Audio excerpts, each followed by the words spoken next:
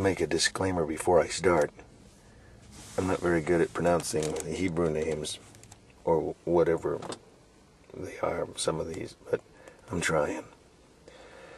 Now these are the nations which the Lord left to prove Israel by them, even as many of Israel had not known all the wars of Canaan, only that the generations of the children of Israel might know, to teach them war, at the least such as before knew nothing thereof, namely 5 lords of the Philistines, and all the Canaanites, and the Sidonians, and the Hivites, that dwell in Mount Lebanon, from Mount Baalhermon unto the entering in of Hamath.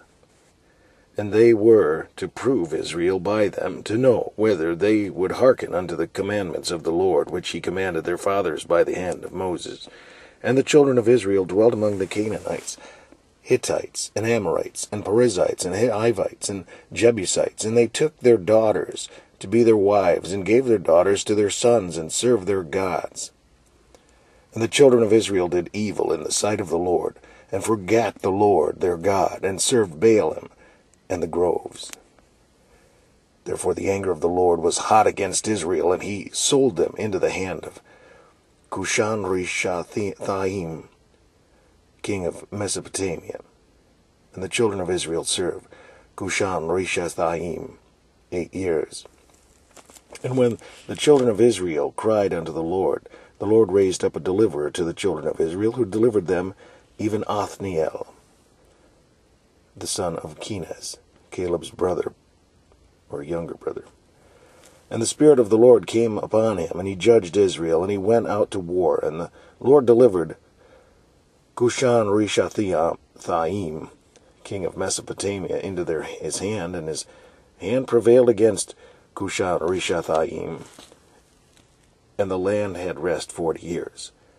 And Othniel the son of Kenaz died, and the children of Israel did evil again in the sight of the Lord.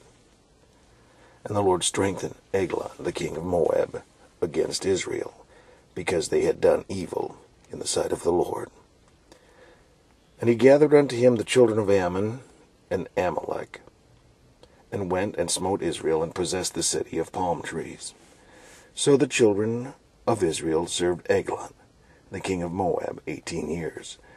But when the children of Israel cried unto the Lord raised them up a deliverer, Ehud, the son of Gerah, a Benjamite, a man left-handed, and by him the children of Israel sent a present to Eglon, the king of Moab.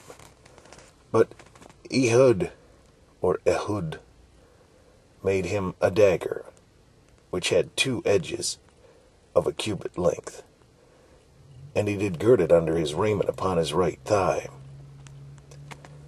And he brought the present to Eglon, king of Moab, and Eglon was a very fat man.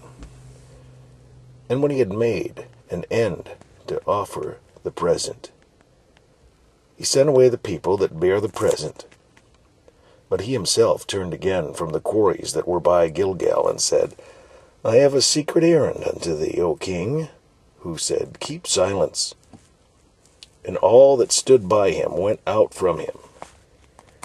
And Ehud came unto him, and he was sitting in a summer parlor, which he had for himself alone. And Ehud said, I have a message from God unto thee. And he arose out of his seat. And Ehud put forth his left hand, and took the dagger from his right thigh, and thrust it into his belly. And the haft also went in after the blade, and the fat closed upon the blade, so that he could not draw the dagger out of his belly. And the dirt came out. Then Ehud went forth through the porch, and shut the doors of the parlor upon him, and locked them. When he was gone out, his servants came, and when they saw that, behold, the doors of the parlor were locked, they said, Surely he covereth his feet in his summer chamber. And they tarried till they were ashamed, and behold, he opened not the door of the parlor. Therefore they took a key, and opened them. And behold, their lord was fallen down dead on the earth. And Ehud escaped while they tarried, and passed beyond the quarries, and escaped unto Seriath. And it came to pass, when he was come, that he blew a trumpet in the mountain of Ephraim. And the children of Israel went down with him from the mount, and he went before them, and he before them. And he said unto them, Follow after me, for And he said unto them, Follow after me, for the Lord hath delivered your enemies, the Moabites, into your hand.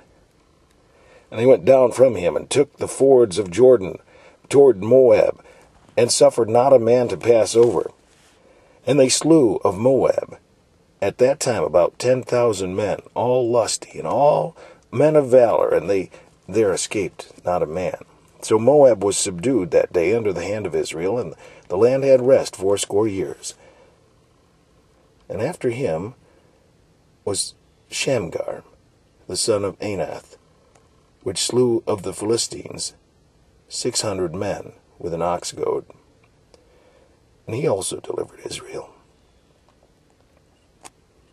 I think that's most interesting of the whole chapter, even there, although the whole chapter's got wisdom of God that we could listen and glean. The riches of the wisdom we can glean knows no end. But just this one verse at the very end,